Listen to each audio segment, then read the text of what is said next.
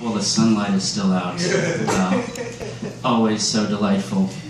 So, whenever I'm trying to relax and, just like watch a video of YouTube of a movie I don't want to pay for but someone has been kind enough to put up, they start having just lots of ads. Now, one of the weird ads that I saw recently is they just have an ad that tells you that Christy is a horrible human being. It's just several, just a 2-minute montage of like, Christy is evil, Christy is evil, Christy's bad. Did you know he doesn't like puppies and old women too? It's not really selling a product. Like, I'm wondering just like, is this gonna happen in the future? Because there's like, I could save up some money, because there's like dudes I didn't like in high school, like, Michael Roberts is an asshole.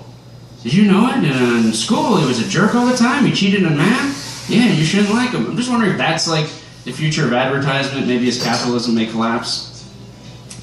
One of the other things that I've noticed with a lot of ads is that the worse the product, the more the ad needs to not mention the product and just mention lots of other things.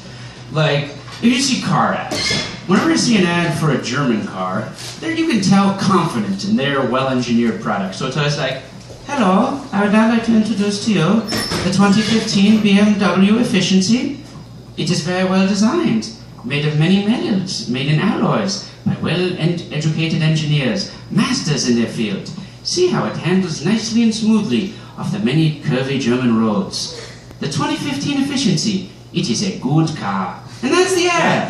That's like an ad. As opposed to an American car ad, which normally goes, the Jeep 2015 Patriot. Do you feel insecure about your masculinity? Well, buy this car and make it go up hills. Then you can throw heavy things in the back to eliminate your insecurities. Buy this car or you hate America. Probably the other one I see this really severely with is beer ads. Like, if you see Budweiser, just any ad for the Budweiser Corporation, there was like a Budweiser Black, and they just had all these like models, and it was like everybody had to be under 25. It was just this like massive like French mansion where like 100 just vapid models were walking in, and it was like Budweiser Black. One of their slogans recently for Budweiser has been "Grab some buds," and it says something really bad. If you need to sell the drug of alcohol by using the coolness of the drug of marijuana. Like you wouldn't have somebody being like, buy this cocaine, it goes great with heroin. But the ridiculous one is, of course, is the Bud Light ads. Because they're just insane. They built a city last year, according to their ads. They're like, whatever, USA, we didn't even care to name the town because we're so cool and Bud Lightics. And they're just like, everybody's really excited. They have the other ads where they're like, you drink this Bud Light? Yeah, it's Bud Light. Holy crap, we have an amazing party for you. Get on this helicopter and you'll go to the top of a skyscraper and get to play Tetris for real. All right. And then there's like Sam Adams ad, which is a good beer. So Sam Adams is basically just a bunch of people are just like, yeah, Sam Adams tastes good. And it's like regular looking people with guts, and half the people in the movie are over 35. Like, it's just like regular looking people. Like, whenever they put the Sam Adams president on, he's just this like nerdy guy from Boston. He's like, I just really like beer and wanted to make good beer for everyone. They just like trust their product, that they don't need to make you think you'll be cool by having it. They just trust the product. I mean, I'm really expecting a Sam Adams ad is gonna come sometime in the next couple of years where they'll just be like, hey, yeah, I was passed out in that alley over there in a pile of filth, but the Sam Adams Corporation wanted me to tell you that their new summer lager is delicious and refreshing. It's good that they have faith, because, I don't know, just so rarely that you see people actually like, believe in what their product is. It's just like trying to get money. So it's good the way Sam Adams does that.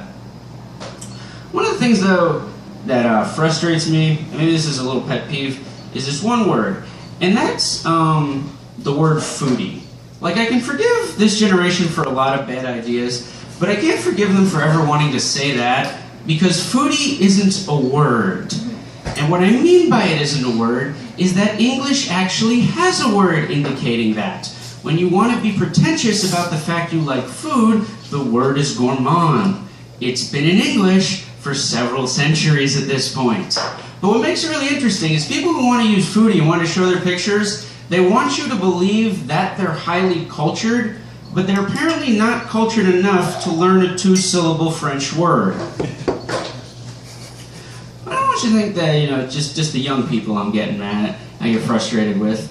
There's a lot of older people I've noticed that kind of hit what I call the age of non-acceptance. And I don't mean that they become racist, but that does happen with some old people. But it's probably they were already racist and they're just more knowing it because they can't move. They're just like sitting there like, I hate these people! I hate these people!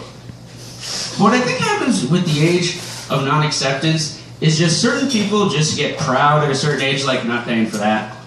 I'm not paying for that. It's like, hey, when I bought my first TV, we didn't need to pay for any other channels, so I'm not paying for that. I'm like, well, yes, but many things have changed since the Kennedy administration in this country.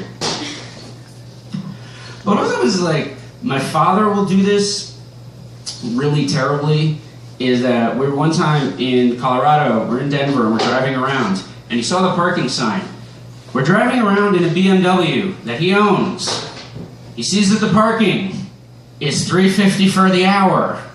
He will not pay that.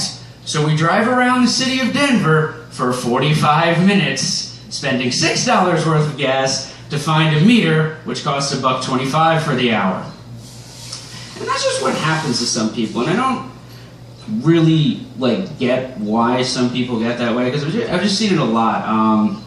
When I lived in Virginia, I worked in this movie theater, and you would just kind of see the division between the age of non-acceptance and just people who would kind of reach the age of acceptance. They had accepted they were old, but they enjoyed their life when they were younger.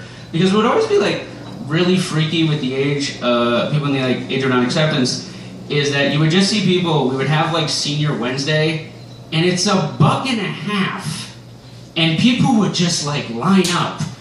This was the most exciting thing that these people could do for the day. I'm going to save a whole $1.50 on a movie. I could, spend my time and money continuing to enlighten and learn myself, but no, I saved $1.50. And they're really happy about this. I remember my grandparents when I was really young. Do you remember whenever you try to have dinner with your grandparents and they would always need to take you at $4.15 for dinner because it was $2 cheaper? That happens to everybody. It happened to me. And that's what I think is just the struggle of getting older, to not reach that mind state. People say it's about physical. I just think it's, as you get older, you want to not reach the age of non-acceptance. That's really what I think everyone's goal should be for getting older. Well, thank you very much for your time. My name is Shawn Barron. Enjoy the rest of your day.